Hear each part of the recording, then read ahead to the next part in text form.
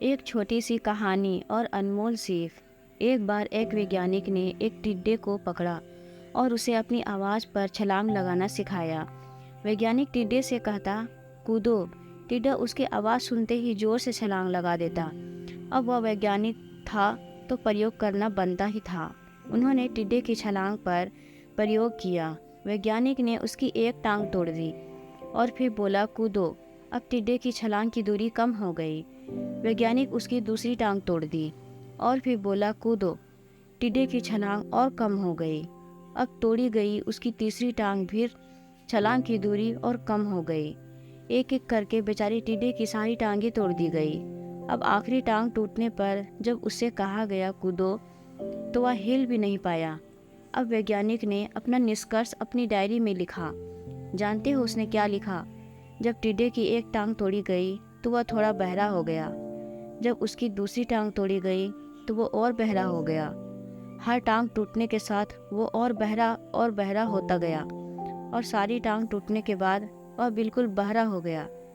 अब जोर जोर से चिल्लाने का भी उस पर कोई असर नहीं हुआ। वो तो अपनी जगह से हिला तक नहीं। छलांग लगाना तो दूर की बात थी।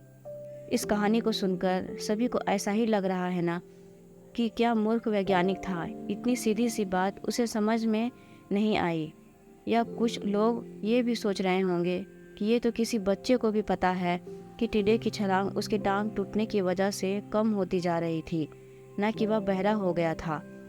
दोस्तों, हम सभी जीवन में कई बार ऐसे ही मूर्ख बन जाते हैं। कई बार जीवन में दो घटनाएं एक साथ ऐसे घटती हैं कि उनका एक दूसरे से कोई संबंध नहीं होता, फिर भी ऐसा लगता है कि गहरा संबंध है।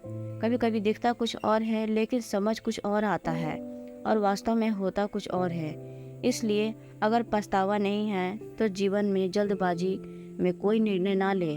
हमेशा समझ बूझ कर इस्तेमाल करें, सावधानी बरतें, नतीजे सोच विचार कर ही अपना निर्णय ले, ताकि आगे चलकर कोई पछतावा ना हो। दोस्तों, इस कहानी के बारे में आपकी क्या राय है?